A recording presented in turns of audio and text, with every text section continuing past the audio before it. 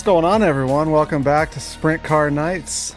We are here, three of us back together. I'm Josh Gerlach, Kade Higday, and we got frickin' Maverick in the house this week.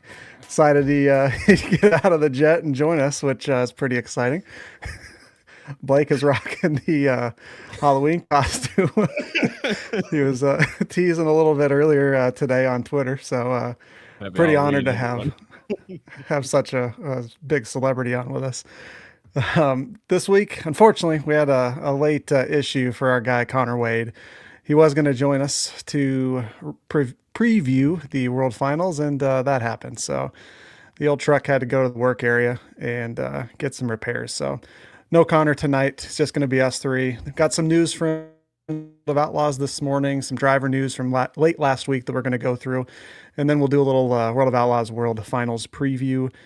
And yeah, should be fun. Kade is feeling a little bit better from last week. Blake's struggling a little bit, so might have to talk a little bit more than usual. We'll see how it goes. I think he should be able to push through with that get up. Hopefully he doesn't have a heat stroke.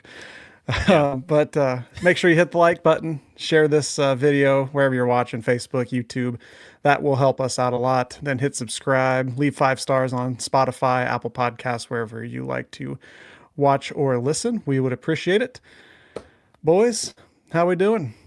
It's another week. No racing. It is. I feel like, we didn't have races this past weekend, and it was kind of a preview of what it's going to feel like after this week. It's going to be like, man, yeah, you just don't have sprint cars on track anymore. And that kind of sucked. At least I don't know if it's better to know a day in advance that the week is canceled, or what was it? 2 days, a week in advance that it was canceled. Yeah, I think Wednesday. Like yeah. I remember it. So at least we kind of knew that we weren't going to be racing. David Gravel can't get to 20 wins now, so there's that. The more you know. But I don't know. I think World Finals will be pretty fun. I'm excited to go over this. Just for full transparency, I told Kade and Josh I was going to be doing this about a month or so ago, and I was like, hey, we should all do something. And Cade's like, yeah, that's not happening. I was like, wow, nope. No fun or anything. Jeez. I dressed up as a wannabe podcaster, YouTuber. Yeah, guy, I was hoping one of y'all would dress up in a red shirt and just say you were me. I didn't know, but I did do that earlier this year when you were gone. You did. When I was gone. Yes, this jacket's pretty hot. It's a very genuine. You can't see the whole thing, but it has like all the patches and stuff on it from Top Gun. It is very hot. But I can pull off aviators. Appreciate the commitment. I have learned that in this whole process. So I'm gonna start wearing aviators more. Guy just Kade absolutely hates all me. Out. Guy goes all out. Going to his head already. Kade, you need to wear aviators to the track next year. No, I feel like I you can pull off. Yeah, you can pull off. No, I'm out on that one. Kade, how you doing? I saw you shot a duck this week, man. Congratulations. I did. I shot a banded duck this weekend. That was my first banded duck. I've shot a lot of banded geese, but the ducks are harder to get. And good weather for it? Finally got terrible. Oh. It's way too warm. Oh, gotcha. I was gonna needs to get cold. Speaking of ducks, you just started something new while we're on the topic. Yeah, you got something new to talk about. Started a new podcast. It was actually Tyler's idea. He's one of the hosts on the show, and he asked me to do it. And honestly, I'm glad I did, because they kind of had the first podcast episode jitters like I did. And you're a professional now, so you could just be right steady through it. I wouldn't say a professional by any means, but I'm getting used to it at least. It's not I don't get the nerves like I used to the first couple episodes. And I think being live on the stage in front of real people just sitting there staring at you while you're talking, that gets you over it pretty quick. Yeah, definitely. What's it called? Where can you find it? It's called Duck Fellows Podcast. It's on all of the major podcast platforms, YouTube, Spotify, Apple Podcasts. He's got like 7 other ones that I can't remember, but yeah. That's cool. Hell yeah. That's cool. I wanted to ask you, Kade, before we went into the show. I had a friend that watches the show. They wanted me to ask you about off season, and I don't know if I've really asked you, or not many people know. So obviously you're done. You're not racing here. We won't see you back till Knoxville. When are you gonna probably get back in the shop? Probably not till February. Like, what does an off season really look like for you? Obviously, most people probably just know that you work, obviously outside of racing, but when it comes to getting back dealing with race cars, when do you see that happening for you again? Or do you plan at, what planning goes in through the off season for you, especially?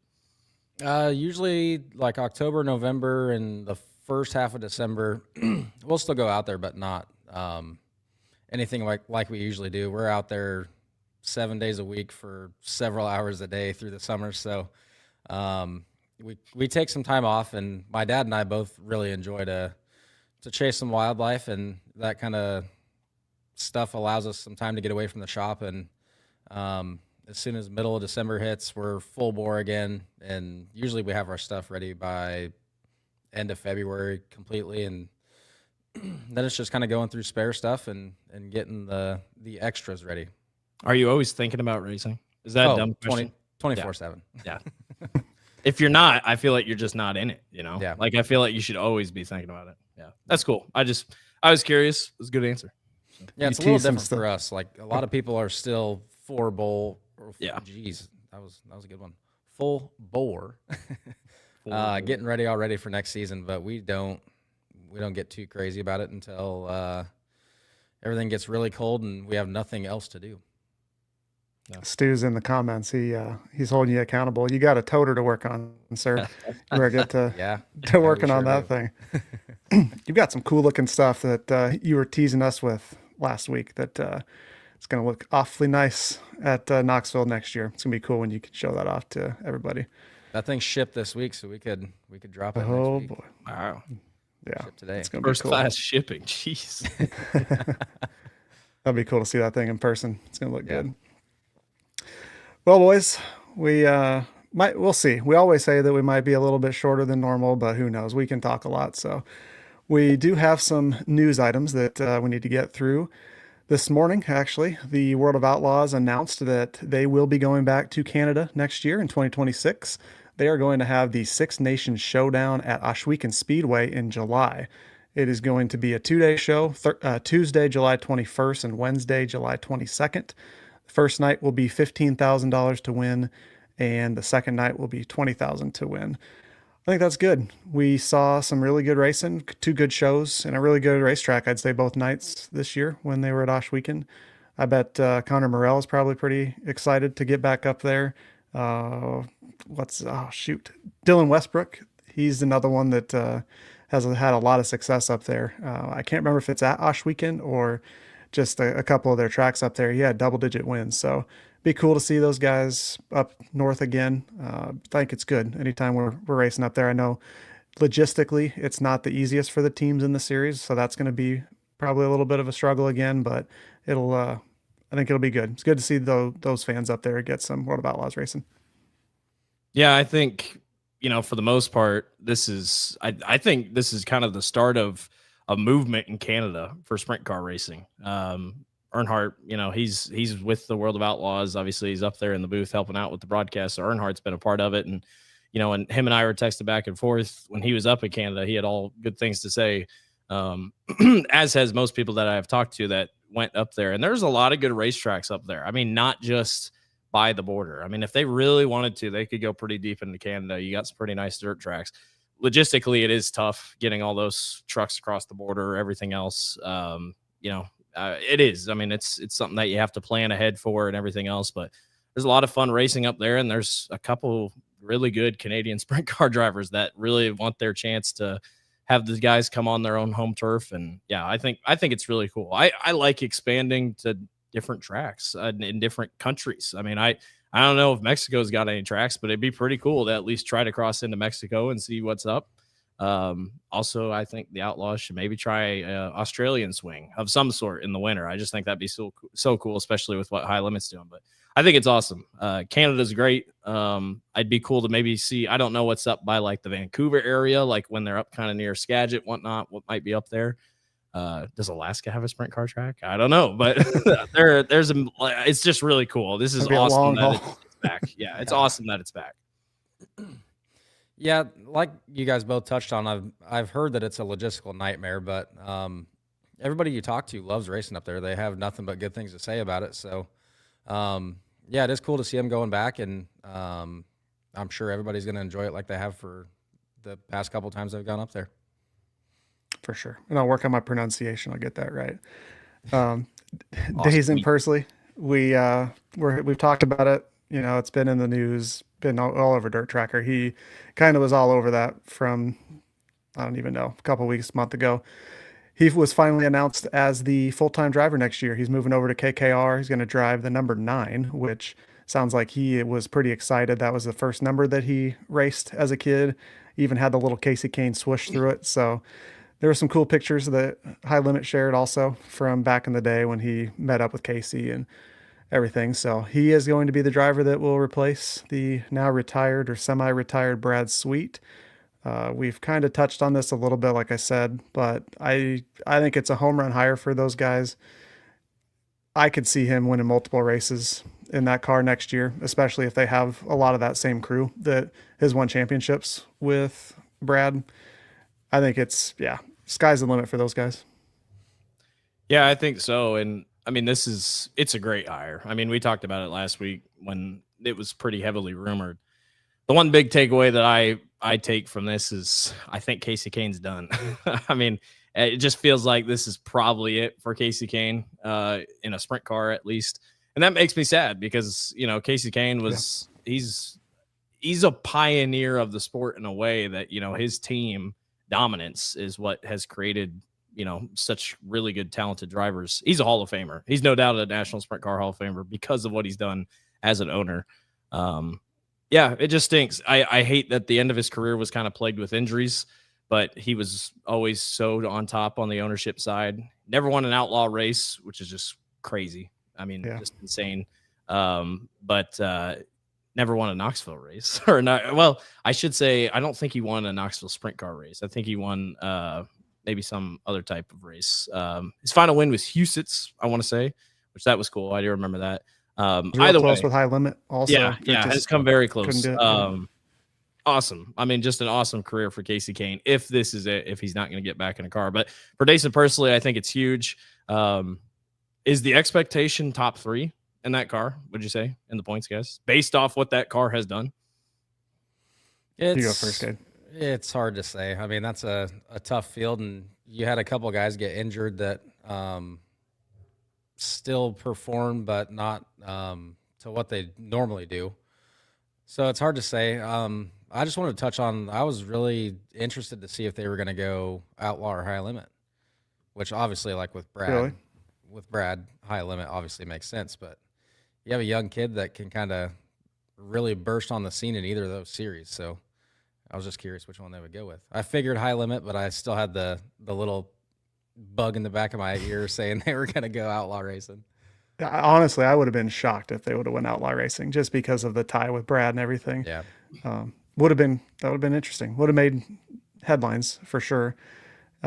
Touching, like you said, on Casey Blake, he's always been great with the fans and even like on the media and content side too, like working with Always Race Day Some. He always gave us time, you know, whenever look for an interview or anything like that. So seems like we'll probably still see him around the track a lot. I think that's a positive and a good thing to have him in the sport still.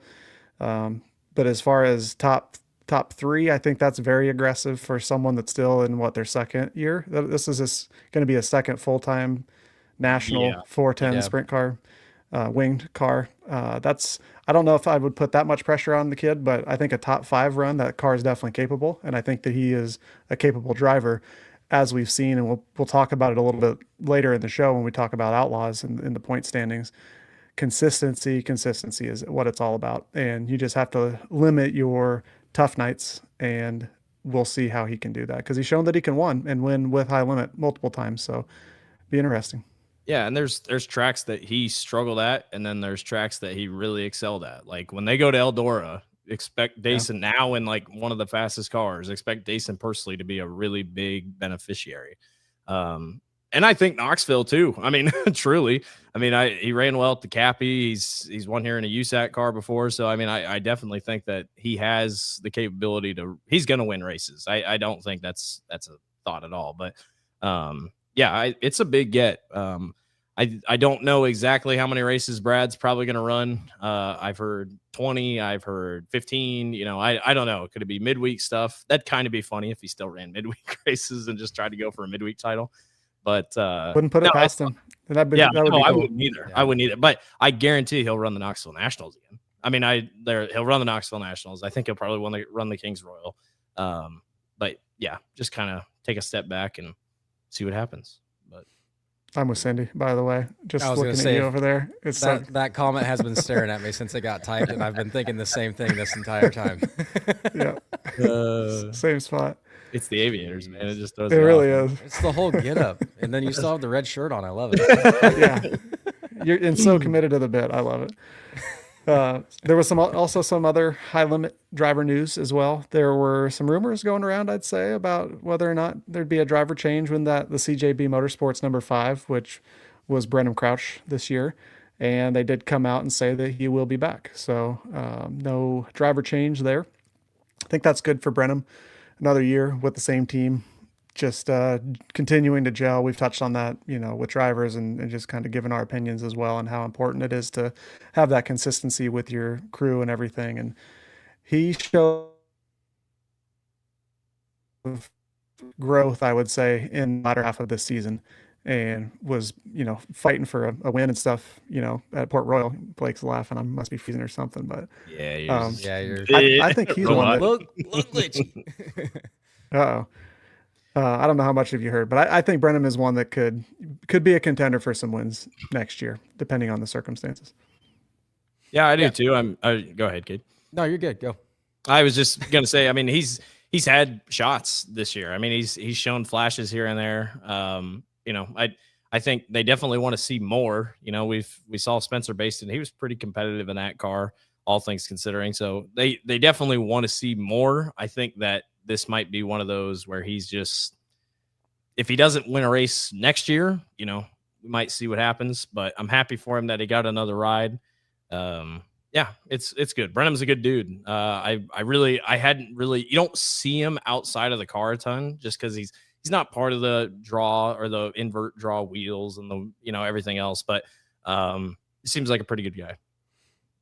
Yeah, I knew you and I were going to touch on the same thing, so I just let you go ahead. But I want to add to that, the improvements that he made this year from start to finish was insane. Like, he went from not really even being on anybody's radar, and then, like you guys said, he's contending for wins and definitely making a name for himself, I'd say. I'd say he went from one of those guys that was probably in a wing 410 too soon and just really wasn't ready to get out like that. And you do have to give some props to somebody like that just throws themselves into the deep end, knowing that you're going to get, your ass kicked most nights. But it has been cool. It's always cool seeing drivers like that grow and, hone their craft, because it's not an easy situation. And it's easy to dog on those guys and say, oh, so-and-so sucks and whatever. But it's like, you're maybe 20. I don't even know how old he is, but probably low 20s, if even that. And just continuing to learn should be interesting, and excited to see what he can do next year. I bring it up again. I like bringing it up every week. Where's Donny Schatz going to go? Because there's another car that's off the board. Another car that I think a lot of people, there were definitely a lot of talks that, hey, this could happen. But it's another car off the board, and now the 13 car, the Pella Vonnie Windows and Doors 13, is still open for Book Motorsports. And then, I mean, there's rumors that there could be another big game car, maybe. I mean, that's up in the air. We don't really know. Jason Sides could just put him back in the 15. Boy, I don't know. But Donnie's kind of running out of choices. Running out of choices and running out of time, honestly. Yeah. It's kind of crazy. Obviously all this stuff goes on behind closed doors, and all these deals are finalized before they even get done racing. But normally they wait until end of December, beginning of January before they start the whole announcing who's driving the car, and they like to build it up a little bit. And this year it seems even right after the Knoxville Nationals, it was just boom, you're fired, you're hired. Pretty much. And I'm kind of surprised that Sheldon's new deal hasn't been announced yet. Yeah. Especially with everyone how public, knows it. how public the rumors and everything is. But It is weird, man. Like if I would have told you 5 years ago that Donnie would be out of TSR and not have a ride after like most of the quote unquote big name teams have been taken besides the Book 13, probably wouldn't believe me. And I think it just goes to show that it's a cutthroat business. And even if you're one of the goats, like you got to put up results. And if you're not, you're just not a hot commodity. And I do still think that Donnie's got it. And it just so much has changed and everything over the last few years. But like, yeah, no offense to, the teams that still don't have rides filled on the national tours, but it's not like you have the top end Right. teams that are available. I mean, But- Book is a very good, competitive team, but don't take that wrong by any means. But I'd say they're probably one of the last ones, and it just doesn't seem like big game is either ready or interested to put another team on the road. And that's a lot. That's a big commitment for Jason Sides to do also. Well, and And if they shut the 7S down or make it the 15, where's Chris Wyndham going to go? right. And Justin Fiedler had really good points that Donnie, the car is not, it's not an amazing car. I mean, it's just plain and simple. Basically a backup car to the 7S. Yeah. And probably. that's what he was also saying. The fact that he can't really run as aggressive as he wants to. Justin Fiedler made the point that they don't have much equipment. Like he can't just go out and race balls to the wall and then just wreck the car. We saw what that did. That ruined. I mean, that first wreck, if he didn't wreck that first night in the big game car, who knows how this would have changed? Maybe he just would have stayed in the big game car. I don't really know, but they don't have the parts to do it. So he's also having to be pretty careful when he's out there on the racetrack. And Kade, when you're driving like that, you're not going to win races. I mean, you have to be able to have some faith in what you have and your equipment. And, I don't know. You can't just push it and say, I'm going to wreck my car every week, but you have to be able to have some faith in that. Yeah. And it's a little bit different for me, but like, I don't have all the equipment in the world either, but I still drive like I do sometimes. Like, you kind of got to put that in the back of your head and just kind of figure it out as you go. Like if you crash your car, you figure out if you can buy another one or if you can fix the one you crashed or whatever. But I kind of wanted to touch on what you said, Josh, with the big game car. I feel like with them, if he does end up going there, with them having time to prepare and like get him multiple cars and engines and things like that, it'd be a lot different story. But when he gets in probably the worst backup car they had sitting there, I'm sure, because they didn't want to take away from the outlaw chase. I'm sure it'd be a lot different story, but like you said, he's got to put results up, and that's getting tougher and tougher for him to do. And Pat made a good point in that comment just a little bit ago. Like his qualifying does kill him. Like he has shown that he can move forward in the fields. We're going to get to the outlaw standings and kind of his results here in just a little bit, but just the nature of the outlaw format, he has just killed himself early in the, nights when you're coming out of the B or starting in the back of your heat race and just barely transferring. Like what are you going to do? You're starting 15th to 20th every night. And like, you just can't win, especially when you're going up against the competition that's at, the top 3, top 5 every night with the Outlaws. It's a tough scenario. I mean, it's such a cliche statement, but you just hate to see it. Like you hate to see, it's not a downfall, but someone will make a YouTube video in a year or something like that, like the downfall of Donny Schatz. But it's unfortunate because, this is one of the greatest of all time. This is top 2 driver we've ever seen drive a sprint car. And, it's just kind of a tough way to see it go. And for anyone on the NASCAR side, like Kyle Busch is nowhere what he once was. And if new people are joining the sport and you're seeing the sport, you're like, man, this guy was this good. Like, I mean, he's terrible. I don't want that to be the perception that these younger fans get in here and they're like, Donny Schatz, like this guy's terrible. He's not doing anything. Like he's not running well. When, it's like, no, he's the greatest, one of the greatest of all time. It's just tough. But I will say, if he does get back to victory lane, whenever it happens, it'll be a very emotional, probably one of the more celebrated wins that we've ever seen. For sure. And I hope it still happens. I think it can still happen. But I think, we are officially over a year since his last victory. So it's tough. And the streak is now officially over. I think the continuous season streak. So, Well, I guess he could win it. We got three. Sorry. He Could win at World Finals. Can you imagine? Sure can. That'd be insane. And he's the winningest driver at Charlotte, which is crazy. I would not have thought that. Same. Yeah, we have the exact number here later, but he has had a lot of success there. So Blake, you take that back. It's not over yet. Dude, I can't wait to see the video when he wins and you just post me saying that. That'd be great. In that get up. I was just thinking about the clips that we're going to have. Our show loses all credibility. Oh, man. Yeah, it was fun while it lasted, guys. Oh, it would be unreal. I totally agree. All right. Well, the World of Outlaws season is practically over. It's not over quite yet, but everything but the World Finals has been completed. So I wanted to just run through about the top 4 in the points, just kind of give a quick rundown of their stats this year and talk about it a little bit, boys. First, we got to start with the defending champion and probably going to be the back-to-back champion, David Gravel. Like I have in our notes here, what hasn't already been said, this year has just been completely ridiculous.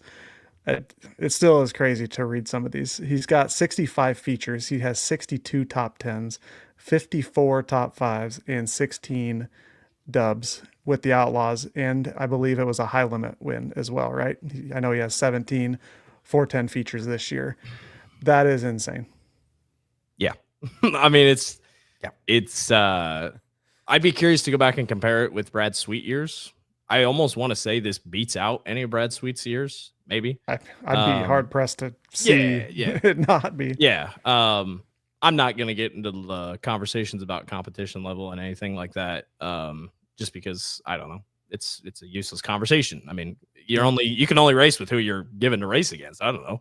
It's like when people get mad about Iowa's football schedule. It's like we can only play who we play against. But yeah, I mean, it's been an unbelievable year. And I don't see this slowing down, really. I mean, I don't really care who joins the Outlaws next year. I just don't. I mean, Buddy Kofoid will put up a really good fight, and we'll talk about Buddy in a second. I think he needs to start better in 2026. That's kind of what killed him this year. But I mean, there just doesn't seem to be anything slowing him down. Now, if they get a second car in that shop, maybe things get interesting because how much do you separate and change some things around? But 16 wins, most of his wins are, I mean, they're not full domination, but they're pretty dang good wins. And a lot of times, guys, like I always had that feeling whenever they do that draw and he makes the draw, the invert draw or whatever they call it. I can't think of the Outlaws off the top of my head. Which is most nights. Yeah. Whenever he makes it, you're almost hoping that he gets 5th through 8th because you're like, if he starts top 4, you're like, it's over. Like it is. How many? I mean, maybe less than 5 times. You could count on your one hand how many times he started in the top 4, top 3, and didn't win the race. I mean, it's just when he's there, it's like, well, that was fun. Fun while what's that like? Kade, as a driver, what's that like? You had a similar experience in the 360s last couple of years with Reitzel. You knew anytime the 87 unloaded, you were pretty much going to get your ass kicked, right? So, like, does that change your mindset? I know you're going to be on kill every time, but it's like, he's still here. Yeah, I mean, it depends. I don't know.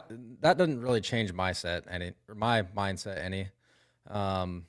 It's just another race car, and I mean, like you said, we raced him every week for a couple of years there. So, the cool thing is you kind of get used to racing with him, and like I can always tell when it's him behind me, and I'm like, damn it, here it comes. Yeah. And it's got to be the same thing for those guys, that race him every week also. I mean, you can't, it's fun to talk about and, kind of give he's racing every week and he's going to be behind you, whatever.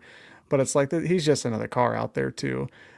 What's really interesting, and Blake, you said, how it would stack up to Sweet's, previous domination type seasons. Comparing it to what Gravel did last year, the biggest thing, and this is something else that I had noted down for a couple other guys, his biggest improvement has been in his top 5s, and that is where he grew his gap. He beat Carson Macedo last year by 80 points, and he had 10 less top 5s through a full season than what he has now already. So that is a theme that we'll see with the next couple drivers that we talk about.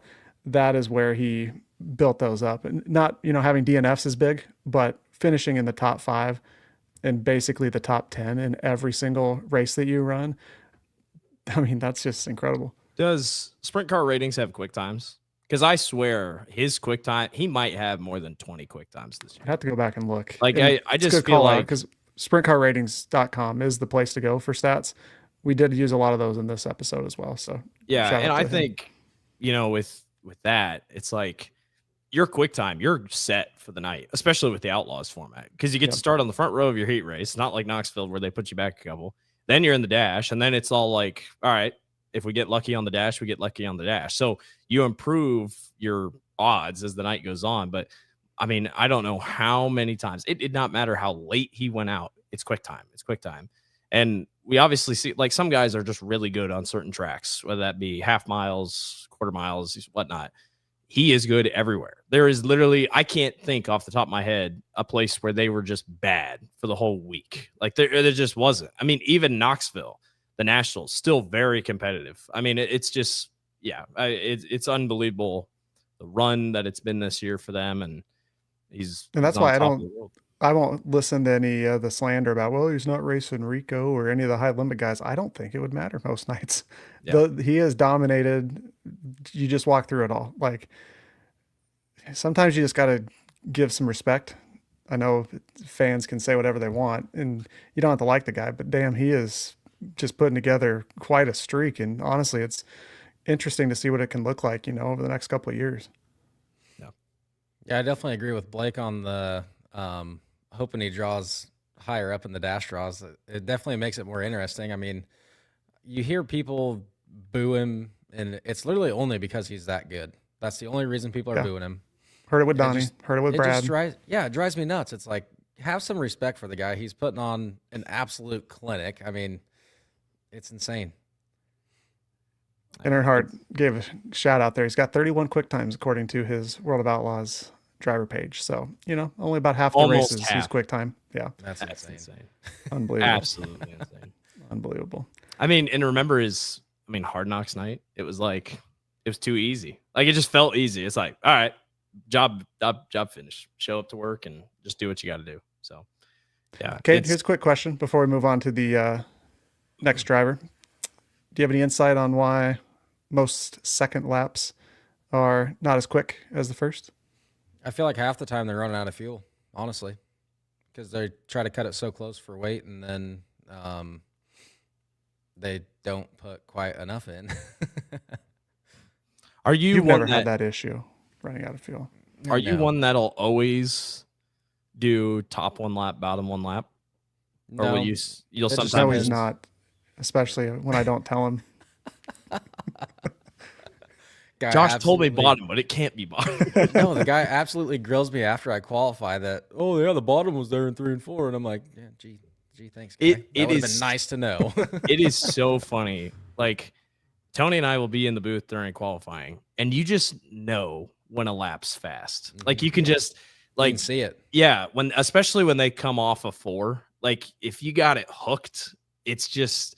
Like, we'll say it quick time before it happens. And I didn't think you could ever tell that, but you can really tell when a guy, like, and also if you're not moving the wheel. I mean, that's just the biggest thing. But man, it's an art. Qualifying is an art. That's why I never want it to depart. Spitting rhymes, man. Put it on a t-shirt. I didn't even mean to do that. That was Maverick awesome. Over here is rapping. That was absolutely amazing. I need to change my costume. Are you kidding me? I was trying so hard not to give that one to you, but I had to. We're moving on after that. That was not even intentional, but I'm serious though. I mean, you always hear they're like, man, you should just draw. It's like, no, don't draw. Like, qualifying's awesome. Single car qualifying's awesome. I said what I said, but. And at a big track, the suspense builds and you totally can tell, like you can tell when a car's stuck and when it just is carrying momentum. Anytime you see a car kind of stall out in the corners, especially at Knoxville, that's how you can really tell if something's not going well. And thankfully Kade had, more often than not, he was not stalling out, but we'll have to work on, we'll get you an Apple Watch that you can hide somewhere. What was your highest qualifying ever this year? 4th? 5th? Second? What? Yeah, second or third one. Where were we? I went 2 seconds. Blake was too much or too busy talking shit to himself about you. Yeah, probably. That must have been the night that the AC wasn't working in the booth. Yeah, honestly, brain was not doing well. Oh, jeez. Buddy Kofoid. He's had a really good Very improvement good from year. last year. Oh, that's crazy. It's only his second season with the Outlaws, second full-time season, which is nuts.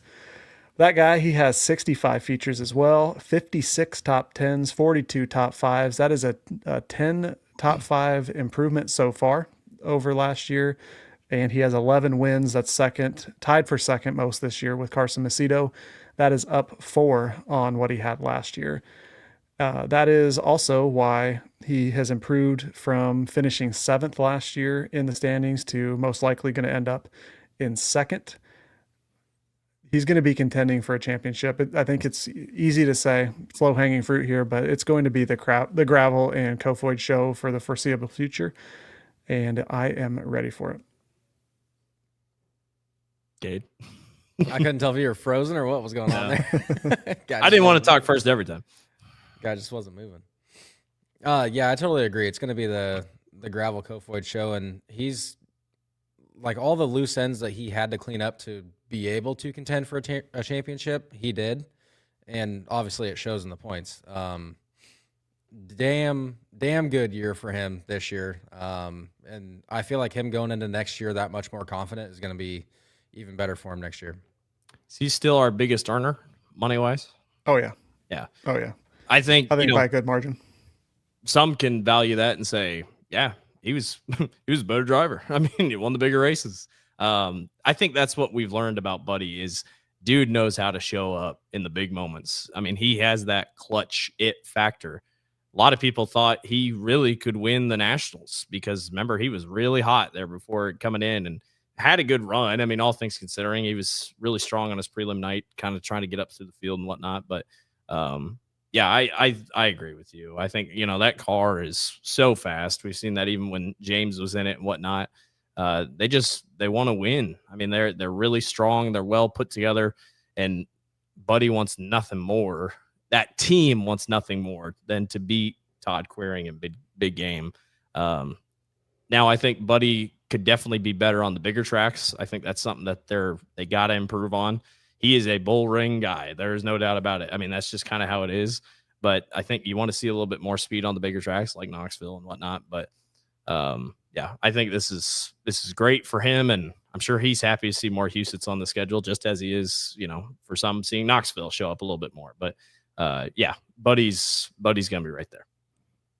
And the big thing, you have not heard any talk about, the Toyota motors, can they hold up, yada, yada, yada. That has not been an issue this year. That was a big thing that honestly cost him a couple wins at Husets a few years ago. He would have had even more, up there, taking more of Todd's money. But it's going to be fun. Like, hopefully those guys can stay, on the Outlaws. I haven't really heard anything about maybe flipping, but yeah, not him by any means. No. Like we talked about, heading into the Nationals this year, he just gets himself buried, at Knoxville for whatever reason. It seems like he's always starting mid-pack and he can charge forward. It's like what we were talking about with Donny earlier. It's tough to win like that when you're always chasing it from the back. So be interesting to see how they build on this year. Yep. Carson Macedo, he's kind of like he and Buddy flipped from last year to this year. He's pretty much had the same performance that Buddy had when you compare them. It's been a little interesting. I feel like JGR has had a little bit more inconsistency this year than what we've kind of been accustomed to the last few seasons. In his 65 features this year, he has 50 top 10s and 35 top 5s. That's 5 less top 10s from last year and 12 fewer top 5s than last season. That's a big reason why he's dropped down to third and is still kind of on the verge of dropping to fourth. He hasn't had quite as many wins as last year, just one behind what he had last year at 12. He is at 11, but he might be in contention for, a couple wins next week. So see how that goes. I think that, like I was saying, consistency is the main thing for him. If they can get back to being a top 5 threat every night, I think you're going to see him back in the championship race as well. I swear, maybe it's just me. It'd be something I'd have to go and look up, but I swear they've had more mechanical issues this year. Like, I just feel like they've been sidelined mid-race, running well, and boom, mechanical issue. I just feel like he hasn't wrecked a ton. It just feels like a lot of stuff's just sidelined him, anything else. And, maybe that's just you're pushing the envelope because you have to be better than the 2 and the 83. But Macedo's kind of been one of those guys the last couple of years where he'll get hot for a couple races and then he'll cool off, and then he'll get hot and then he'll cool off. It's just, I don't feel like there's ever been a every three, but he's right there. That team is strong. They know what they're doing. They got it all straightened out and they're ready to go. There are light, tossed around rumors that they might try high limit. You just never know. But Carson's got it. He knows what he's got under his car, and I think it's just kind of a anomaly, a year. It's just kind of been one of those things. But sometimes you just get tired of running third and second all the time, and sometimes that might burn on you. Just can't get over the hump, and that's kind of he's been the bridesmaid the last couple of years. That's where you can't let it. If you want to win championships, you can't let that happen. Yeah, and like you said, Blake, the mechanical failures are what's killing him, because that car is not really an outside of the top 10 car, and he's got 12 less than last year. So that's kind of the writing on the wall, I think. And we've talked about Philip Dietz as well. He's got, I would argue, a Hall of Fame crew chief that's spinning the wrenches there too. And it's just something that sometimes it's not your night. And if you have more nights like that than your competition, who in Gravel's case, they've had like 3 of those. Yeah. You're just not going to beat a guy when he's having streaks like that. And I think that's also something we have to look to see if maybe he reverts a little bit to the mean in the next couple of years as well with Gravel. But who knows with that team. But like we've said, Macedo definitely has the car. He's got the equipment. He's got the talent to compete for a championship. So like you mentioned, Blake, some light rumors. I don't know how much truth there is to them moving over to high limit. I would kind of find that hard to believe with that team, how much Jason Johnson really wanted to be an outlaw, and Philip kind of continuing that. But, it'd be weird. Business is business also. It would be weird for them to have the Jason Johnson Classic and the Jason Johnson car is not in the Outlaws. So, which that really stinks. That was the biggest thing that I was disappointed about this past week, is that race got canceled. Yeah, and it sucks that it's this late in the year when they have that scheduled. It's because it's really tough in the Midwest to try to get something like that rescheduled. I could have swore it was earlier. I always thought it was earlier. But yeah, I think it has been in the past, but it hasn't been lately. Logan Schuchart, we touched on him just a little bit ago as well. He, kind of the theme of this, he moved up to 4th in points. I think I misspoke earlier. He was 7th last year. Buddy was in 4th last year, but Logan has moved up. He is 4th, pretty much locked into that. He shouldn't fall backwards. He might be able to jump Carson and jump into 3rd if Carson has some bad luck, but it's looking like he's probably going to end up 4th in points.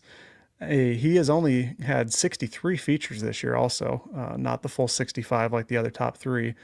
He racked up 51 top 10s and has picked up 10 more top 5s this year. He had 22 last year, ended up with 32 so far in the 2025 season, and has the same number of wins from last year at 2. Which is crazy. Doubled, excuse me. He only had 1 last year. There's just not, that ain't good. I just, that's not what Shark Racing should be right now. This is the team that won the million. This is the team that swept prelim nights at the Knoxville Nationals a couple of years ago. This is a good team, and 2 wins. You're like, man, what is going on?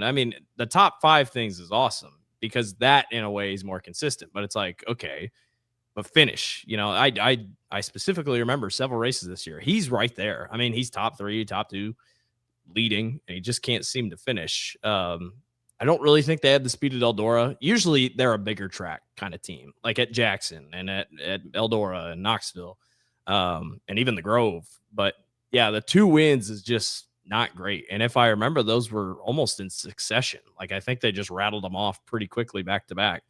I think a big part of that, though, is who he's racing, inside that top 5. And when you're racing Gravel and Kofoid, who got 27 together. Yeah. It's tough to get those.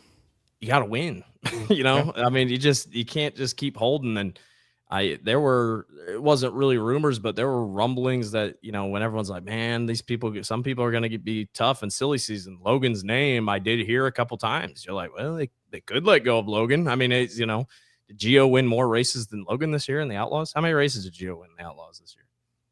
Geo, he's too far down the list. And if I click off of this, I'm probably gonna freeze us. So I can look it up while Kade gives his. I want to say it was 2 or 3. Yeah, I can't remember for sure though. Yeah, I think a lot of it was for Logan. Honestly, they went through. It seemed like a longer period of growing pains with the crew chief. Geo had one. One. I thought he had 2. No. Dang. Guess Just not. one. This is the one. He also got a crew chief for the first time, if I recall correctly, and then he has moved on and is going to the 17 next year.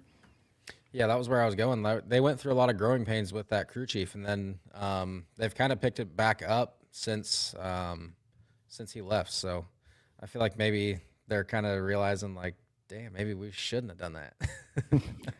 And I would say no disrespect to Logan either. I haven't myself pictured Shark as a championship contending team quite yet. I think that they can contend and have been able to contend for more than 2 wins in a season. But I think that you got to continue that growth. Like if you're going to push into the top 3, top 2 in points, to your point, Blake, you got to win more races. 32 top 5s is also not going to cut it. It's a big improvement from what he had last year, but you have to step it up even more than that. And he can do it. I mean, he's shown, like you said, he's won the million. He can win on the biggest stage. It's just, you got to, and that's the tough thing about racing 60, 65, 70 nights a year with the best competition. You have to do that every single night after night, and it's not easy. Yeah. Right. So that's the top 4. Pretty much everything I would say is locked in for the most part if people kind of finish where they have run this year. That includes Garrett Williamson. He's got a decent lead over Chris Windham for the Kevin Gobrek Rookie of the Year honors. I have down here pretty much if he has just a decent run-of-the-mill World Finals, he'll have that locked up. That'll be pretty cool for Garrett. I know that'll be a big boost for that team. They took a leap going out on the road full-time with the Outlaws this year and had some ups and downs, had some really good runs that we've talked about multiple times. Some of his best runs this year were non-points races, but they paid good money, so that's good for him and the team. He's been on the show a few times, got to talk to him at the Knoxville Nationals on the stage, which was really cool. And it's good to see for one of our buddies. Curious what his plans are next year. I mean, I don't know. He could just come off the tour and just be like, all right, do what we need to do. And, I'm sure it's been a lot, for a team that size just to jump on the tour. And it's already a testament that it looks like they're probably going to, wrap things up. And that's a big deal for Garrett. Anybody that saw him at Knoxville knew that he was going to be pretty solid. Sure. But yeah, I'm happy for him. I'm just curious what he does next year. Love to see him come back to Knoxville because I think he could really compete for a Knoxville title.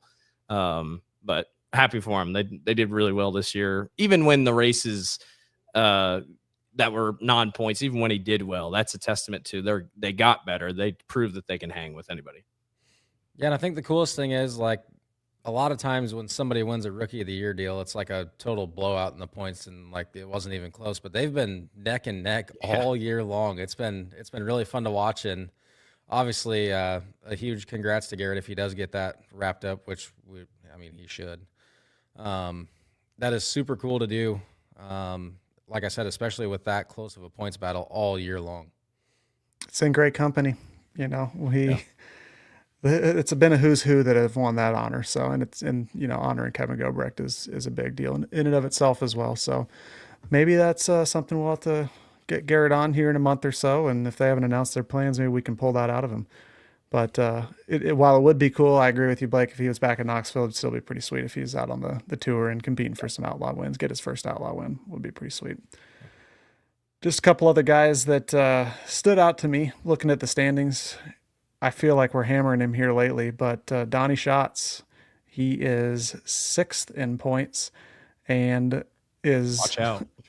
Yeah, he might not be 6th after this. He could fall further, get passed by Bill Baylog, another guy that I had down here. But Donny only has 9 top 5s this year, which is nuts. Man. It's crazy to think about that. And 33 top 10s. It's been an up and down season. We've talked about him a lot already. So I think on the flip side, Bill Baylog has had a very good season. He's won 3 outlaw races this year. his biggest thing is just he's had some mechanical issues. He's crashed a few times. Just the consistency part there. It's been tough for him, but successful year on the road for him. I know he won some good money up at Huset's also in another non-points race up there. And hopefully he sticks on the tour. He is obviously one of the biggest fan favorites. It's always fun watching him running up front, compete for wins. Yeah, I think, I think they do have a most popular driver award. I hope he wins. I think he could. I mean, he has that big following. The coolest thing about Bill is he's winning everywhere. I mean, I know it's just 3 wins, but he has hit almost all 4 corners. He won at Talladega, he won in California, almost won, almost won the big one at Williams Grove. He has been on it this year, and I feel like that's just getting better and better. And you're right about the mechanical stuff. I mean, they're still not a top tier World of Outlaws team. I mean, it's kind of amazing what they've been able to do coming out of the IRA and everything else. But you're definitely right about the consistency. I mean, there will be a solid week where Bill's in the dash every night. We're on Bill Baylog Night in America watch, and then we're like, all right, here we go. And then the next week it's like, whoa, where's Bill? I mean, he's in the B, and he's having to take a provisional to get into the feature. And most of his wrecks were when he started at the back, just because you're in the Hornets test. I mean, that's really what I remember most is when he's wrecked. It's been those. Also worth mentioning, guys. Like, I mean, if he didn't get hurt at Volusia, this is maybe a different talking point. I don't know, but remember, he missed time, so there's definitely. That's another thing to think about with these points. Like, he's had a pretty good year, but the missing time thing kind of shoved it off the scale when it came to the injury and then getting back in the car. Yeah, for sure. And like, I loved it at Huset's when he was on the podium every night. Yeah. I get used to that. Yeah. He basically just told the whole world that like, he doesn't have the money that people think he does. Yeah. And that was super cool to kind of get like other outside people an inside look on, just how tough it is to go up and down the road, and especially when you don't have the funds to do so and like have really nice equipment still. Engines get tired. That's probably a big factor in like when they go to some of the bigger tracks that he's not, like you said, starting up front like he usually is. And yeah, it's just tough to do, especially on a low budget like that. He's shown that he is not just an IRA guy in the Midwest. He's shown that he can beat and compete with the best of the best. And just kind of touched on that, Kate, about, the funding and all that stuff. Just in general, I don't know, kind of triggered something in my head that it's tough losing when Rico kind of converged with Tony Stewart, and we technically lost a car off the road with a touring series. Like, we have it pretty damn good right now that we have enough cars, teams, drivers to have so many guys on each tour. And to your point, like, there are some guys that it would appear that they have a lot better or a lot more stuff than they really do. And just, I don't know, don't take that for granted, I would say, because we have it pretty good in the sprint car world right now. Last thing I'm going to say on Bill, Bill, if you're listening, make the black and gold car the primary car next year. It's a great car, great paint scheme. Would even love a die cast too. I'm just saying. That's why you got the wingboard up. Yeah, the top wing back up here. Well, there's Kade's too, but we don't talk about Kade's. But yeah, the black and gold car, great car. I would love to see it. Or if not, bring the red one back. Red one was great. Good. Noted. He was really he always listens and is looking for Maverick's opinion. So I will say that was really interesting when we talked to him during nationals, and he talked about like the frame. He's like, "Well, this isn't a normal frame." He's like, "Because we wrecked that car, we have the frame." That told you all you need to know. Yep. And like when we were at Huset's, Josh, and we like sat in between his hauler and Logan's, like just kind of looking at the hauler and looking in the hauler and seeing kind of everything out, like you could definitely tell. You're like, okay, this is not, they ain't big game. They're not Jason Johnson Racing, but man, they make things work. It's awesome. It's awesome. Another thing to touch on too, Blake, you just kind of brought it back up, but earlier when we were talking about like how your mindset changes when you don't have all of that stuff. That Bill Baylog is the perfect example of what it's like to race with not a lot of equipment. Yeah. True that. All right, boys, let's we don't have a ton to touch on. I know Blake, I don't think you're going to be here next week, right? So, No, I am at state volleyball. we wanted to include you on our World of Outlaws World Finals preview just because it's more fun that way. Even though it is an extra week early, so mind you that yeah, it's not this weekend, it is next weekend. Quick format explainer, I guess. There is a qualifying night next Wednesday on the 5th. They will do 2 sets of qualifying for the sprint cars, the late models, and the super dirt car modifieds. They will do Thursday's show first, and then they will go back out, qualify again for the Friday show. And like I just said, Thursday night will be the first night, Friday will be the second night, and then they will have the finale on Saturday. It's not the best explained on their site, but I do know that there is the way that they line up the heats on Saturday, it does use some of the results from the prelim nights. Is that right, Blake? Do you know more than I do? Yeah, I think I believe you're right. Okay. Kind of has that like speed weeks feel, kind of. Yeah. Like, you're just kind of qualifying, you're setting up for it. It's a big deal. I mean, it truly is. Tony's told me, he's like, you got to go down. He's like, there's nothing cooler than seeing all 3 of these classes. And he's like, they're so drastically different. Yeah, it's really cool. I know we talked about it. I can't remember if it was who it was with here recently, but it is dustier than hell. So if you do go to Charlotte, make sure you bring some eye protection. Oh boy, it's dusty. I'll say, I mean, it's a big track. When they wreck hard at Charlotte. I mean, Zeb Wise's crashed there a couple of years ago. I mean, I thought Zeb Wise was gone. I mean, like, that was a big fiery wreck. Yeah, it's a big track.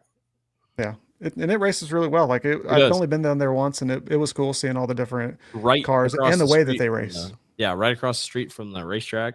I always like that drag strip also. Yeah, I always liked in the World of Outlaws games that in the background you could see Charlotte Motor Speedway. I always thought that was really cool. And yeah, it's awesome. It is pretty sweet. You can look, one way, see the NASCAR track, look the other way, see the drag strip. You're at the dirt track. It's pretty cool. And the way that they have it set up, you don't even have a pit pass, but you can kind of walk around the pit area and stuff too. You have to keep your head on a swivel because it is open. So I'd highly suggest going down there. It was a fun time, the time that I was able to make it.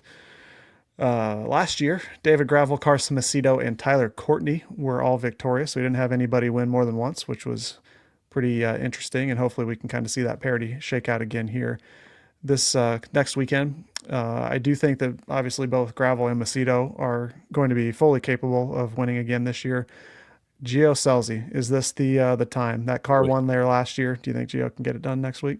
Yeah, I think he's definitely right there. I think Gio's going to be really fun. I'm excited to watch Spencer Baston. I mean, not a ton of pressure, I feel like, since it's just the first week. You're kind of shaking things out in the new car, but I'm excited to see Spencer Baston.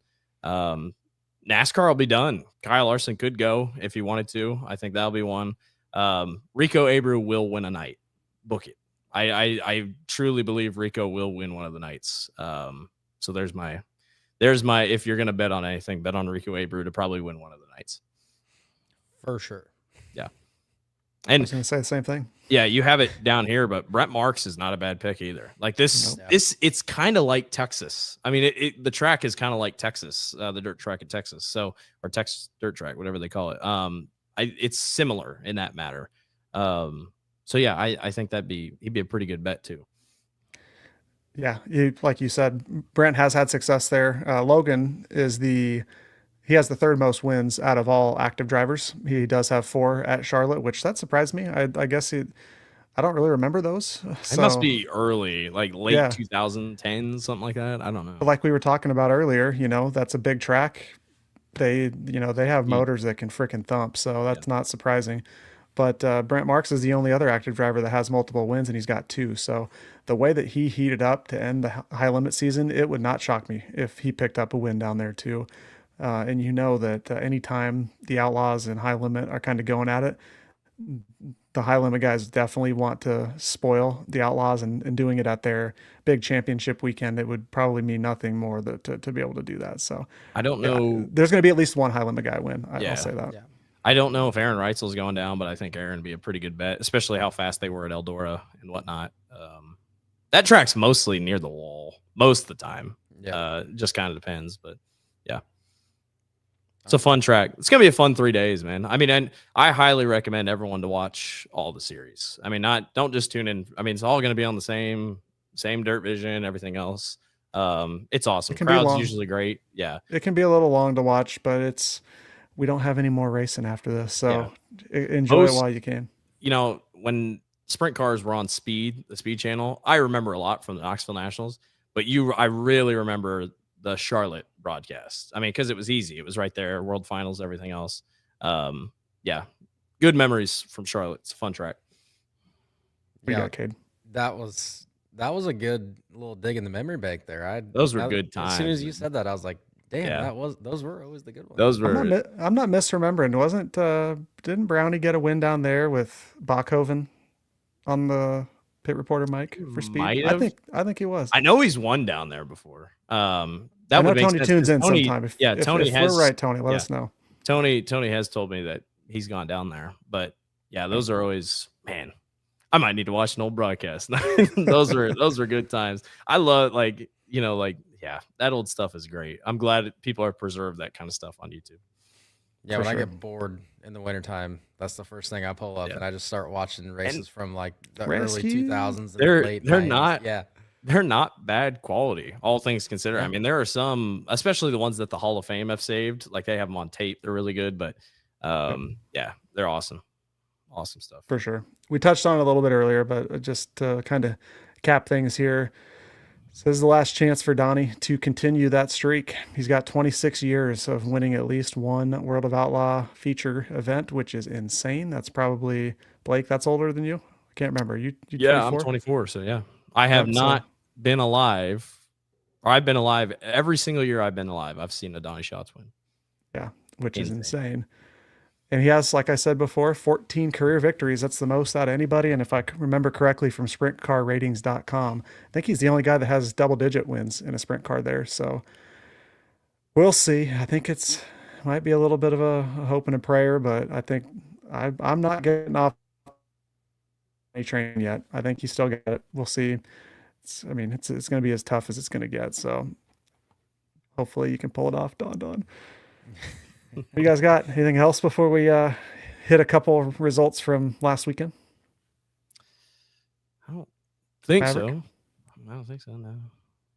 All right. I wish I had the Top Gun music. Can play that. Yeah, I thought about it, but it was then we get a strike or something. Yeah, we'd get copyright strike so quick. You can kind of see it. It's got the. Let's see. I don't know what I'm doing. There we go. There's the Top Gun thing right there, and then there's the American flag. There's the Top Gun thing. I'll tell you, this thing's pretty legit. Shout out Spirit Halloween. I love it. I can't wait for the comments on the clips that we put out. People being like, "What the hell is that guy wearing?" They're gonna thought I just had LASIK surgery and I'm wearing aviators to offset my LASIK surgery. Oh man. All right, boys. Well, let's wrap this up. We did have some sprint car racing over the weekend. I was not able to catch any of it, unfortunately. So might be a quick little recap here, but Cole Duncan, he grabbed his 5th feature win at Atomic Speedway on Friday night. He captured the victory over Cale Thomas and Josh Davis. Anthony Macri beat Ryan Smith and Brent Marks at Baps Motor Speedway for the Finkenbinder Memorial. I think I said that right. That was on Saturday night. And they also had another show at Atomic on Saturday. Bryce Lucius, who's had a really good season out in the Ohio and I think Indiana area as well. Cale Thomas was the runner-up in that one also, and Zeth Sabo was 3rd place. Shout out to 410 champion at Knoxville this year, Austin McCarl. He made the trip out there, had pretty decent weekend, I'd say. I think they had some engine issues at one point, so that wasn't the best for him, but it's cool seeing those guys branch out. We've talked about it earlier this year that I think that team is probably at its best when they're traveling a little bit, and maybe that's a preview of things to come next year. Yeah. Who knows?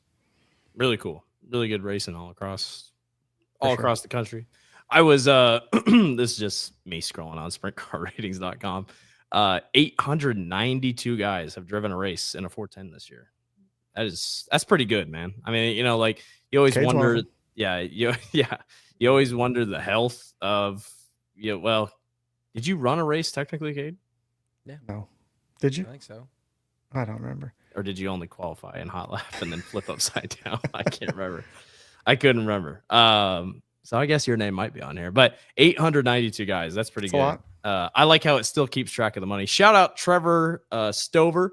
I don't know you, but you're probably a really nice guy. You have one sprint. He is at the very bottom of the list. He has one start, and when they have one start, then they filter it by money. He has one start, and he got $50 for it. Hell yeah. Trevor Stover. I like how the third guy in line is Jack Hodenshield. Jack got $100 for running that. What did he do? Just qualify?